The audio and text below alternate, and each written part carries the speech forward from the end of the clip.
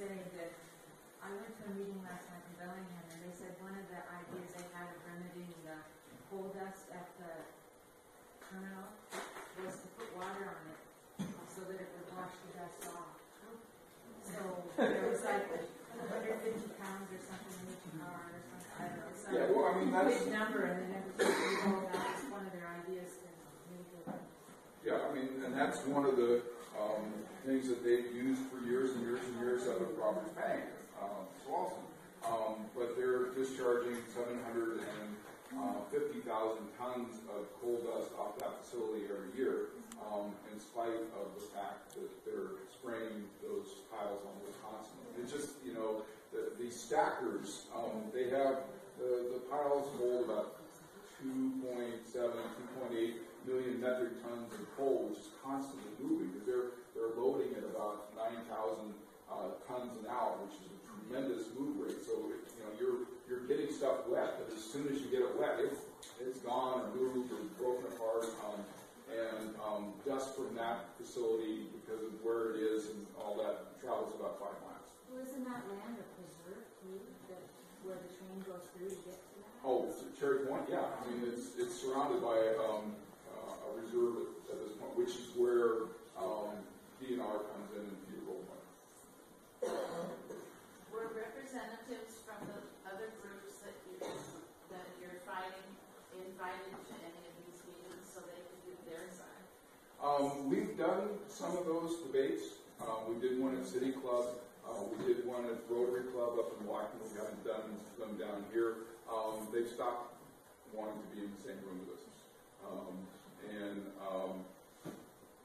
You know, I mean, it's complicated. I mean, the lead spokesman used to be on our board. Are they D9s? They D9 coming?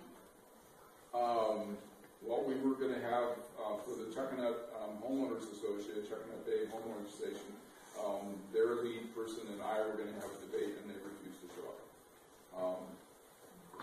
You know, I mean, they're more than welcome. We've done it. I mean, if you want to see it in action, go to Bellingham City Club website, and you can see their presentation, you can see my presentation, and you can see the audiences and stuff.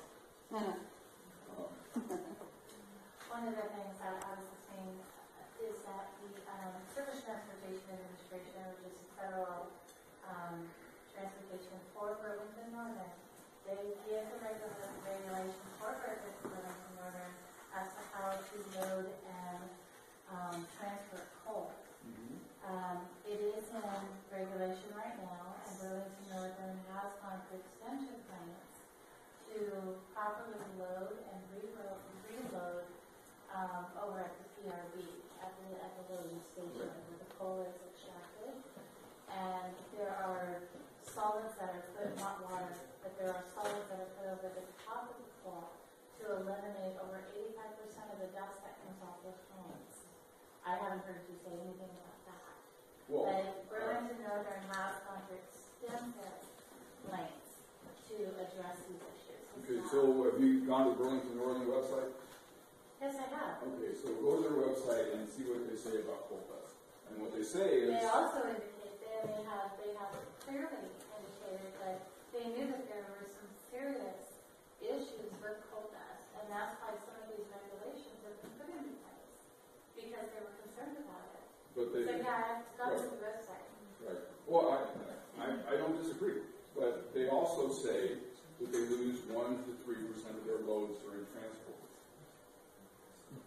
which is on their website. And they're also engaged or just finished up a lawsuit with energy companies because of coal dust loss, fouling the ballast, which are the rocks that are underneath the tracks, and making those unsafe because those are made to drain, and when the coal dust gets in there, they don't drain. Right, understandable, and that's why they have this loading template that they've instructed, and that they're under regulation to start doing that.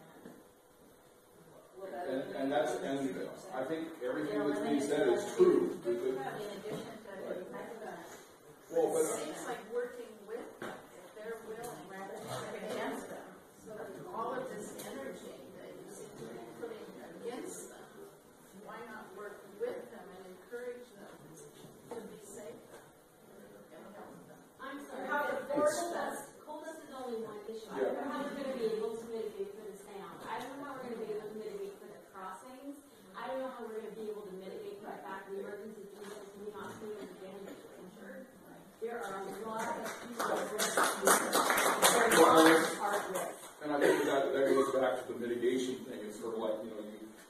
mitigate one thing and you go, well, maybe we can do that, but then it's just this cascade of other things that get in there. It's not just one thing. I think that's part of it. And you know, my history, I went back to Washington D.C. and my first job was working with corporations to help them achieve in a cheaper manner environmental compliance. And I did that for a number of years. You know, we're open to that sort of thing.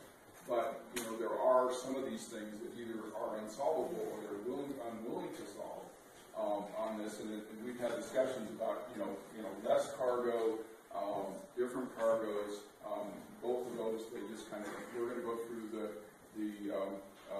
the permitting process. You know, we have votes to push this through. We've been lobbying. You know, we don't need to have a discussion with you about it. My husband was at the meeting at the Lincoln last week and came home with some sort of figure about, yeah, there are going to be 250 permanent jobs created at this thing, but that it's also going to, because that goes right past the new waterfront development, redevelopment in Bellingham, it would wind up actually losing or eliminating the creation of more. How many more jobs would be eliminated? Well, I mean, it depends on whose figures you look at. The figures I'm most comfortable with at this point is that the Bellingham Waterfront Redevelopment Project, the project we're talking about here is about a $500 to $600 million project. That's a $2 billion project. And it's been ongoing for about 10 years, less time than this project. The mid-range estimates at this point are 5,000 to 6,000 jobs in that area. And we're trying to, figure out how many of those would be, on the level of jobs that they're talking about on the point, in the 65 grand plus jobs. And if we use the figures from what job distribution there is at this point in Whatcom County, it means about 600 of those type jobs are represented in the Bellingham waterfront redevelopment. And it's, looking at that, and I'm thinking that's less relevant down here than it is in Bellingham, but people could. We drive. Yeah, can you view it up there? Even if we think that this project is going to affect that 10%, that's 500 to 600 jobs, which is 2 to 3 times as many jobs that we created